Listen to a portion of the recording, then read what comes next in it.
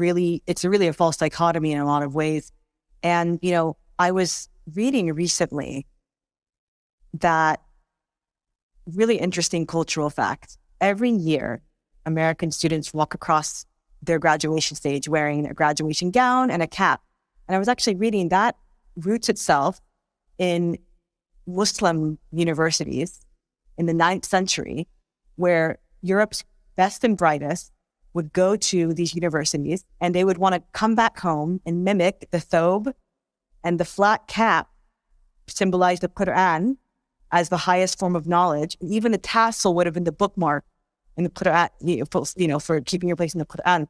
I mean, the fact that the Islamic intellectual tradition really influenced something as common as what American kids wear, or even in Europe, walking down the graduation stage, what does that say about Islam's impact on Western civilization and intellectual thought? The model for universities in many ways were the early universities in Islam.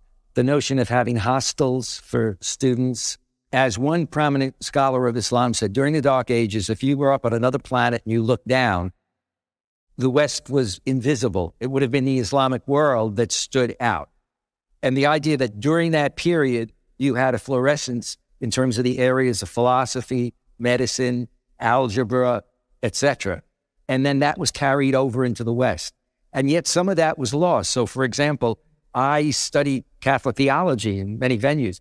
Very few people ever talked about the fact that Thomas Aquinas, who used to be seen as the great Catholic theologian, and his teacher were influenced by what came the philosophical tradition that then was passed on back into the West.